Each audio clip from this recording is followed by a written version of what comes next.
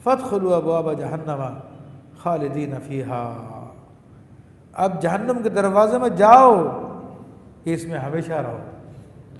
تو یہ خاص کافروں کے حق میں ہے، جو توحید کو نہیں مانتا، یہ اس کے حق میں ہے کہ وہ ہمیشہ ہمیشہ جہنم میں رہے گا، اس کو کبھی بھی جہنم سے نہیں نکالا جائے گا۔ اب جہنم کے دروازے سے داخل ہونے کی بات کی ہے تو معلوم ہونا چاہیے کہ جہنم کا عذاب بھی مختلف درجات کا ہے۔ تو جہنم کے دروازوں میں سے تو سبھی داخل ہوں گے،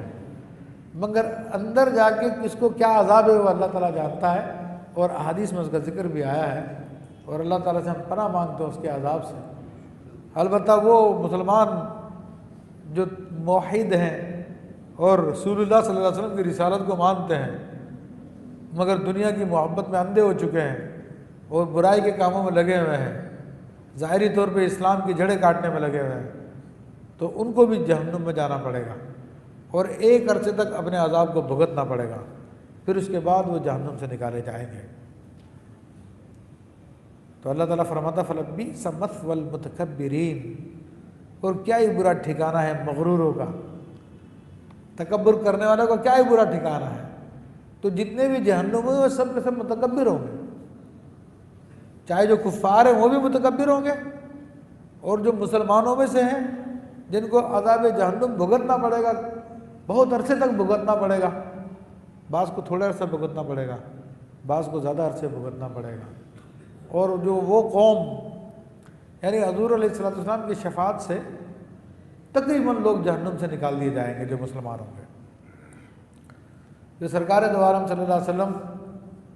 رائے کے ذرے کے برابر بلکہ اس سے بھی کم جتنے بھی ہوں گے جن کے دلوں میں اتنا بھی ایمان ہوگا اس کو بھی نکال لیں گے۔ پھر آخر میں ایک قوم ہوگی تو جس کے بارے میں جہنمین کا لقب نام آیا ہے کہ وہ اتنے طویل عرصے جہنم میں رہیں گے، ان کا نام ہی جہنمی پڑ جائے گا اور وہ جل کے سیاہ ہو چکے ہوں گے، اور پھر جب ان کو وہاں سے نکالے گا اللہ تبارک و تعالیٰ اپنے رحمت سے، وہ مسلمان ہوں گے اس لیے نکالے جائیں گے، کفار کبھی نہیں نکالے جائیں گے۔ تو اللہ تبارک و تعالیٰ ان کو نہر حیات میں غوطہ دے گا، پھر سے وہ صحیح ہو جائیں گے، مگر جنت میں بھی ان کا نام جہنمی ہوگا کیونکہ بہت عرصے جہنم میں رہ کے آئے ہوں گے۔ لیکن عزیزان محترم، جہنم کا ایک لمحہ بھی اتنا خطرناک ہے، ایک سیکنڈ بھی اتنا خطرناک ہے کہ جس کو برداشت کرنے کی تاب ہم لوگوں میں نہیں ہے۔ بس اللہ تعالیٰ سے پناہ مانگے اور ایسے اعمال سے بچے جو جہنم کا مستحق کرتے ہیں کہ اللہ تعالیٰ ایک سیکنڈ کے لیے بھی ہمیں جہنم نہ لے کے جائے۔ بہت خطرناک حالات اس کے، اللہ تعالیٰ ہم سب کو بچائے۔ تو اللہ فرماتا بہت برا ٹھکانہ ان تکبر کرنے والوں کا۔ وَقِيلَ لِلَّذِينَ اتَّقَوْا مَا أَنزَلَ رَبُّكُمْ، اور جب ڈر والوں سے کہا گیا کہ تمہارے رب نے کیا اتارا، یعنی جب مومنوں سے کہا جاتا ہے، متقی مسلمانوں سے کہا جاتا ہے، قرآن کے بارے میں پوچھا جاتا ہے، کفار نے کیا کہا وہ تو ذکر آ چکا پیچھے،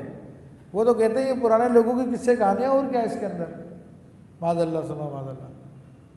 یہ تو ان کی بات ہے۔ لیکن اہل ایمان تقوی والے مسلمان جب ان سے پوچھا جاتا ہے کہ تمہارے رب نے کیا اتارا، یہ قرآن کیا چیز ہے، قالوا خیرا، تو وہ بولے خوبی ہے،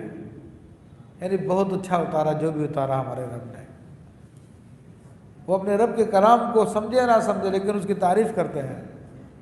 للذین احسنوا فی هذه الحیات الدنیا حسنہ، اور جنہوں نے اس دنیا میں بھلائی کی تو ان کے لیے بھلائی ہے۔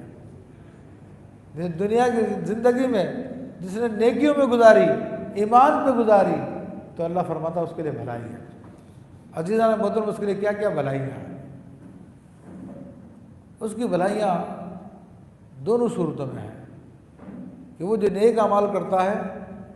اس کا 10 گنا اجر اللہ تعالیٰ دنیا میں بھی دیتا ہے، اور 70 گنا یا 700 گنا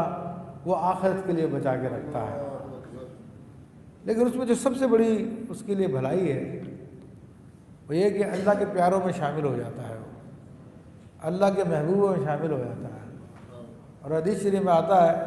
کہ جو مسلمان نیکیاں کرتا رہتا ہے، فرائض و واجبات ادا کرنے کے بعد نفلی کاموں میں لگا رہتا ہے، نفلی عبادتوں میں لگا رہتا ہے، تو اللہ تبارک و تعالیٰ اس سے محبت فرماتا ہے۔ اور پھر جبریل علیہ السلام کو فرماتا کہ جبریل فلاں بندے سے میں محبت کرتا ہوں، تم بھی اس سے محبت کرو،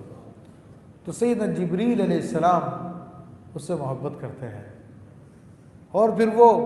اہل آسمان میں ندا کر دیتے ہیں، آسمان کے تمام فرشتوں کو حکم دے دیتے ہیں کہ فلاں بندے سے اللہ تبارک و تعالیٰ محبت فرماتا ہے، اس سے میں محبت کرتا ہوں، اے آسمان والو تم سب بھی اس سے محبت کرو۔ وہ تمام فرشتے اس سے محبت کرنے لگ جاتے ہیں، اور پھر وہ فرشتے زمین پر آ کر اس کی محبت لوگوں کے دلوں میں ڈالتے ہیں۔ تو یہ ایک عظیم انعام ہے اللہ تبارک و تعالیٰ کا، اور ان انعامات میں سے ایک انعام یہ بھی ہے کہ اللہ تعالیٰ اس کے بارے میں فرماتا ہے کہ میں اس کے ہاتھ بن جاتا ہوں جس سے وہ پکڑتا ہے، اس کی آنکھیں بن جاتا ہوں جس سے وہ دیکھتا ہے، اس کے کان بن جاتا ہوں جس سے وہ سنتا ہے۔ تو یہ بڑے عظیم عظیم انعامات اللہ تبارک و تعالیٰ نے رکھے ہیں۔ اور پھر کیا ہے کہ لوگ اس سے محبت کرتے ہیں، اس کے مرنے کے بعد بھی اس کو یاد رکھتے ہیں۔ اب دیکھیے کہ داتا گنج بخش رحمۃ اللہ علیہ، حضور غوث پاک رحمۃ اللہ تعالیٰ علیہ، حضرت مجدد الفیضانی رحمۃ اللہ علیہ، حضرت خواجہ خواجگان غریب نواز، امام احمد کبیر رفاعی، قطب اقطاب سیدنا امام ابو الحسن علی شاذلی، تمام کبار اولیاء کرام کو دیکھ لیجیے، ان کو ہم سے پردہ کیے ہوئے کتنا عرصہ گزر گیا ہے، لیکن آج بھی ان کے لیے پوری دنیا میں اتنی یاد کی جاتی ہے، کوئی اپنے قریبی رشتہ دار کو بھی اتنا یاد نہیں کرتا ہوگا، ان کے لیے اتنا ایصال ثواب کیا جاتا ہے کہ کوئی اپنے قریبی رشتہ دار کے لیے بھی اتنا ایصال ثواب نہیں کرتا ہوگا۔ تو عزیزان محترم، یہ اللہ تعالیٰ کا دنیا میں اس کو اچھائی کا عطا کرنا ہے۔ وَلَدَارُ الْآخِرَةِ خَيْرٌ، اور بے شک پچھلا گھر سب سے بہتر ہے، یعنی آخرت کی زندگی اس کے لیے اور اچھی ہے۔ وہ کتنی اچھی ہے؟ اللہ فرماتا اس کی تعریف کرتے ہوئے وَلَنِعْمَ دَارُ الْمُتَّقِينَ، اور کیا ہی اچھا گھر ہے پرہیزگاروں کا۔